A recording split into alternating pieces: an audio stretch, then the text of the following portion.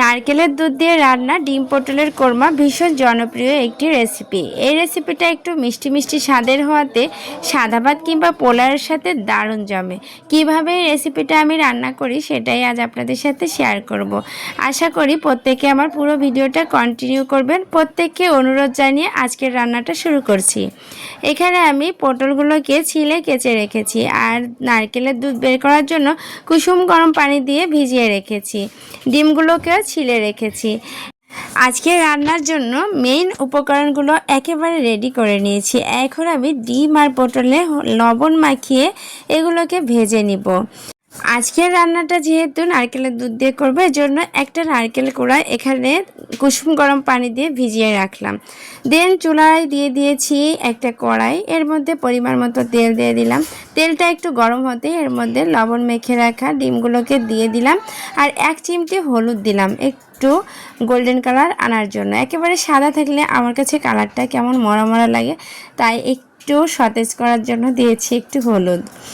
তো এখন উল্টে পাল্টে সব সাইড একই রকম করে কালারটা একটু ব্রাউন আসলে আমি ডিমগুলোকে ভেজে তুলে রেখেছি আর পটলগুলোকে ভেজে নিব এই তেলের মধ্যেই। এই তেলের মধ্যে দিয়ে দিয়েছি 2টা পেঁয়াজ কুচি। পেঁয়াজগুলো একটু নেড়েচেড়ে হালকা ভেজে এর মধ্যে দিয়ে দিব রসুন পেঁয়াজ বাটা।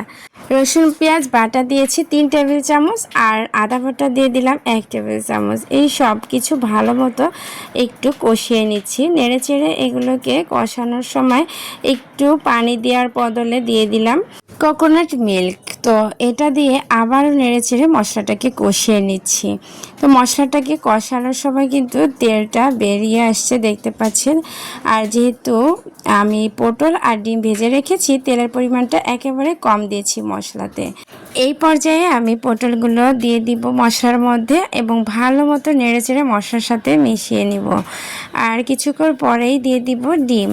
ডিমগুলো তো আগে থেকেই ভেজে রাখা, তো সেগুলো এখন পটল আর মশলার সাথে ভালো মতো মিলিয়ে নিচ্ছি নেড়েচেড়ে। কিছুক্ষণ এভাবে উল্টে পাল্টে নেড়ে চেড়ে এর মধ্যে এখন দিয়ে দিব কোকোনাট মিল্ক অর্থাৎ নারকেলের দুধ, যেটা আমি একদম কুসুম গরম পানি দিয়ে ভিজিয়ে রেখেছিলাম। ভালো মতো হাত দিয়ে চটকিয়ে আমি নারকেলের দুধটাকে আলাদা করেছি এবং ছাঁকনি দিয়ে ছেঁকে নিয়েছি। দেন লাস্ট পর্যায়ে দিয়ে দিয়েছি 2 চামচ চিনি আর 4টা কাঁচামরিচ ফালি করে দিয়েছি আর দিয়ে দিলাম 1 চামচ রাঁধুনি গরম মশলার গুঁড়া। এই তো সব রান্নার উপকরণ দেওয়া শেষ। রান্নাটাও প্রায় লাস্ট মুহূর্ত। একটু ঢাকনা দিয়ে ঢেকে 2-3 মিনিটের মতো জাল করে নিয়েছি আর ঝোলটা একদম বরাবর, মানে এই পর্যায়ে আমি এখন চুলাটাকে বন্ধ করে নামিয়ে নিব। তো রান্নাটা কেমন হলো অবশ্যই জানাবেন। সবাই ভালো থাকবেন। ধন্যবাদ সবাইকে।